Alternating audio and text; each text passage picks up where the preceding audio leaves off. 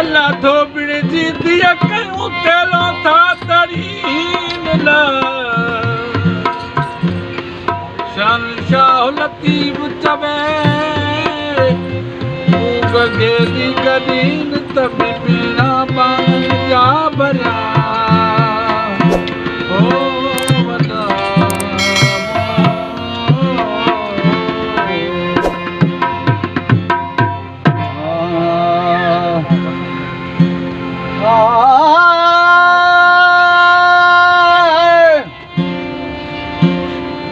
तो के पवंदर बाझवो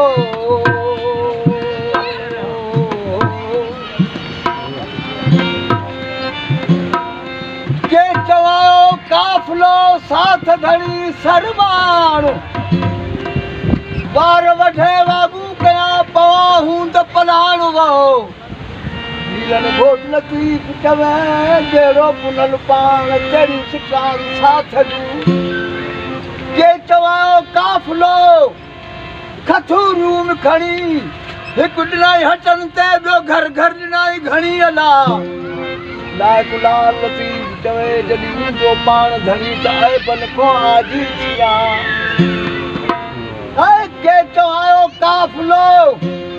मुंहिंजी तरह मोचारी तो ॾवो सीगारिया सैद चवे करह मझारो को ओ लख लहे लोल जी जाते डचन जी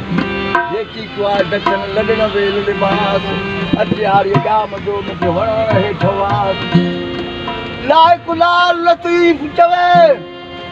ओ जमरू खाई दम मास कभी हड हलंदम हो तडे डोरे डूंगर मरमरा माह मिरू खाइन आंडा गुंडा ओझड़ियूं भलगी ढूंगर काइन हलियूं हिलियूं चीरे चचरे चंबल मंझ चाई ओ पो मन पुछाई कुर्बान के दिया बाह बंगो रखे मुझो केचुओ से थे केचुओ आबी ओढ़ई बनणी जो पाए वड़ में पेच वेठे वेठे वर जाता रूह पवन रेच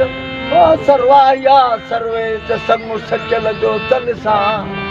वाकई दिल सा मुझा केची केच थियन पारा तो काका न दिए मुझे मतार न मथन लाए गुलाल लतीफ चवे ओ जॾहिं जत जेल जक सुते सूर सले वया सच लखे सौ सूर बिना हूं ॾाढ में दर्दन्याणे निम दावत पंहिंजा किण में पूर हिन आयल जे आसूर शल पांग न पवे तन सां सरवाणनि में असां भली भलाई कई जनी जॻह जोश खे आतनी कुर्बान नीलन घोट लतीफ चवे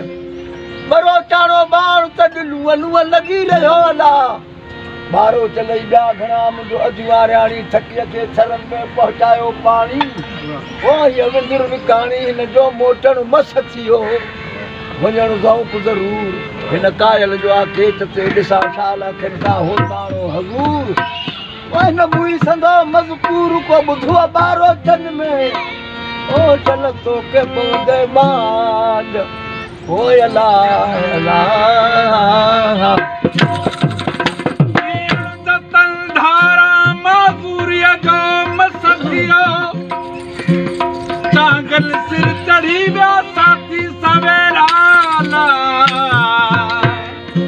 अखियूं ओ तारा पसीरो वन पुनू लए अजनो ताकन में था तालिब तवारी अजनो ताकन में था तालिब तवारी आदेसी उठी वया उहे मड़ियूं मुमरीन ला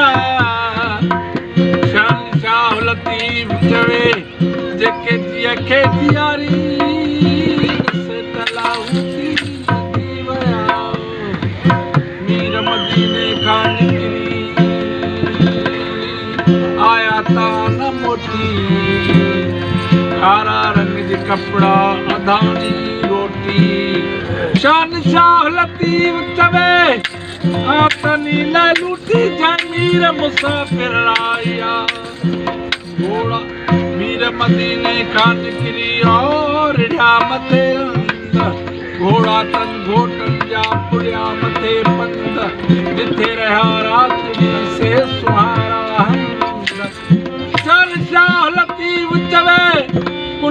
करगा कंदल जेड़ में जुगारन जा